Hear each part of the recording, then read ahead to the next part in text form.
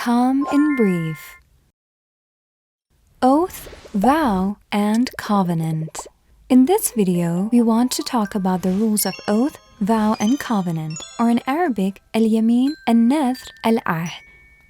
Sometimes we make an obligation upon ourselves to perform a certain act by taking an oath, making a vow, or a covenant. According to the Islamic laws, each one of these commitments have different rules, and if someone using these methods binds himself to do a useful act, he must do it. If he violates it, he has committed a sin and he must pay a kafara. In this video, we will define and discuss the rules related to these commitments. These three types of obligations have similarities and differences. First, let's review what the similarities are, then we'll move on to the differences. First, one should be free, sane, and at the age of puberty. So it is not accepted from a minor, insane, or a person who is coerced. Second, one should have a clear intention of what he's doing. Third, except for a dumb person, a special formula declaration has to be pronounced for each type, though it is not necessary that it should be in Arabic. Our actions according to Islamic law are divided into 5 categories: wajib or compulsory, mustahab or recommended, mubah or permissible, makruh or disliked, and haram or forbidden. The fourth condition is that a vow, covenant, and oath is acceptable for wajib and mustahab acts, or to refrain from a haram or makruh act. And it's not allowed for doing a makruh or haram act. But for mubah act, it varies. It might be accepted or void in some situations. Please refer to the Islamic laws book for more details.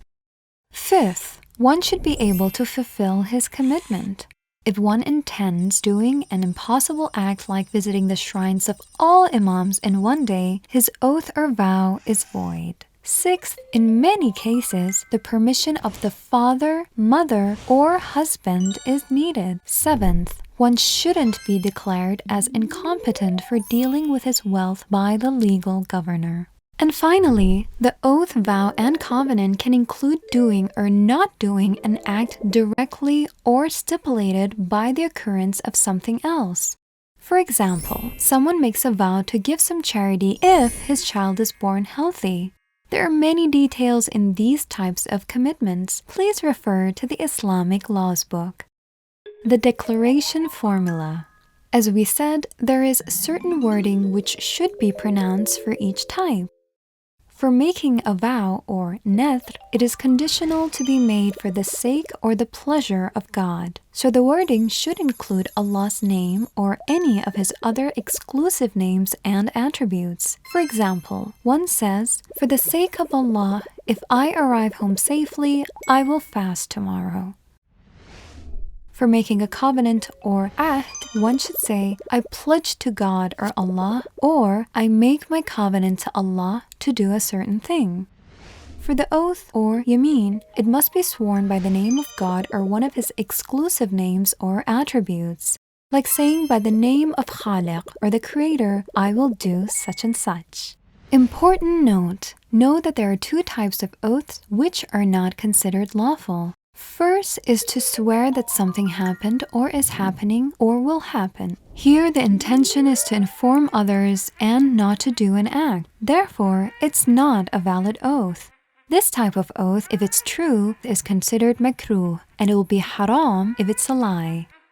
Second is to swear to God that someone else should do something, like to swear that your friend should eat with you. According to the Islamic laws, this oath is void and has no consequence. Kaffarah. If a person, out of his own choice and volition, violates his lawful vow, covenant, or oath, he should give kafara for it. The kafara of breaking oath or breaching vow is to fully feed 10 needy persons. This can be by giving each of them 750 grams of food, or by providing 10 needy persons with clothes. And if this is not possible for him, he has to fast 3 consecutive days. The kafara of breaching the covenant is to fully feed 60 needy persons. This can be by giving each of them 750 grams of food, or to fast 2 consecutive months.